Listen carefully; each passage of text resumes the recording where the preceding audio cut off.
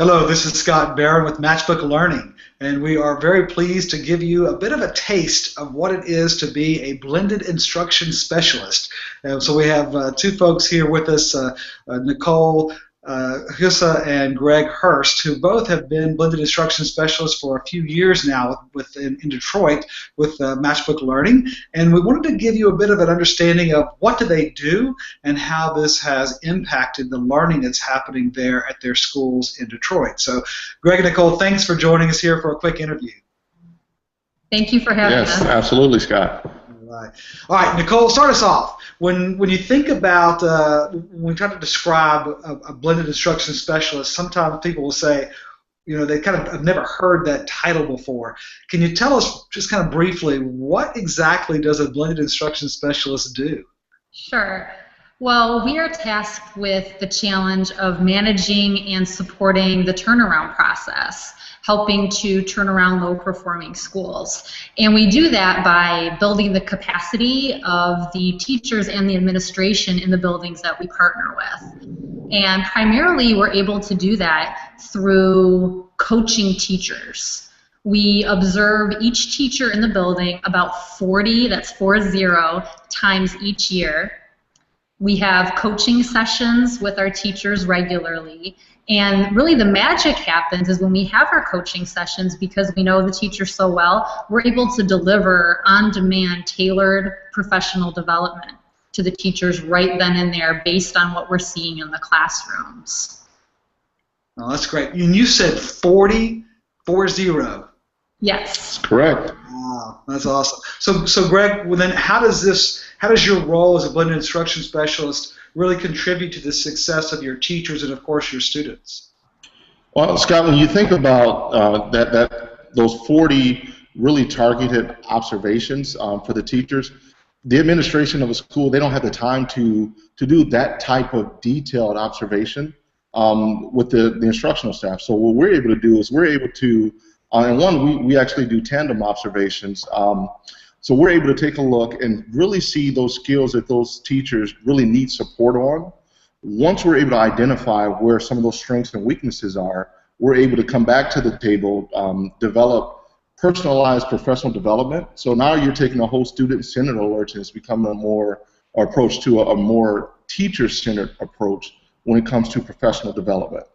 Once the teachers start getting traction and really understanding what the SEL environment is supposed to look like and what the blended learning environment looks like, then you're going to see the creation of a positive culture within that classroom that's going to spread, and the students are going to catch on to that culture. In turn, they get to see what the process is like. And once they're ingrained, you just start seeing, just positive things start happening in that classroom. Oh, that's awesome.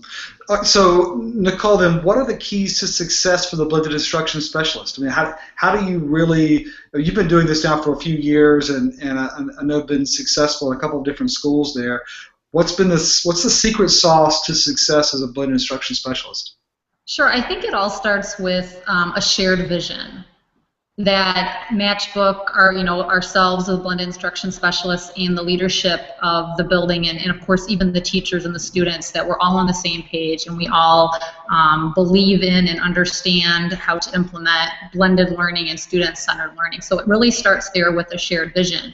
Then it really becomes about communication and building trust with our teachers. They need to understand that in this type of a model, especially within blended learning, that they need to be risk takers. And that can sometimes be a little bit scary for educators to try something new with students and just kind of that whole dynamic. So they know that we can go in there, we're helping to support them, we're going to make sure that we develop them along a continuum that's at a rate of growth that's best for them, that's tailored for that teacher. So we're really able to build that trust. Thirdly, because Greg and I are able to do tandem observations and coaching, we have a very high inter-rater reliability. And that's definitely been a key success for us, because our teachers know it's not just one perspective that they're getting when we go into a classroom, they're getting two, and then of course from the other support in the building, they're getting a clear and consistent message. And then I would say last, for our keys would be the tools. that we have really created as part of this position. We've really understood what our teachers need. Sometimes they may need a tool for planning for blended learning or student-centered learning, or just a way to keep their room organized, whatever it may be, and then we can come alongside of them and create any type of template or any type of organizer that they need in order to make sure their classroom and the implementation of blended learning is successful. So what I hear you saying is your role really isn't evaluative, that your focus really is the career development and the practice development of great instruction that's happening there in the classroom. Obviously, some of your data is being used probably for evaluation, but you're really investing in the life of that teacher. That's right, absolutely. In addition to just doing regular classroom observations and coaching, we even meet with each teacher quarterly to talk about career goals and what their ambitions may be, so we can really help and be there to support the entire individual, not just always based on the instructional needs of that individual, but what they might need outside to help them grow as a professional. Got it. All right, so Greg, we talked about goals there for a second. And I get how you guys are helping the teachers achieve their goals, but how has this role really helped you, achieve your own professional goals? Well, that's a good question, Scott. One of the goals for me specifically as a professional is to really go in and change culture within an organization. In order for this whole model to really thrive, you can't just change one classroom at a time. You have to take the approach of actually from the top, the leadership from the top down. The other side of the coin to our job is to focus on building the administrative staff.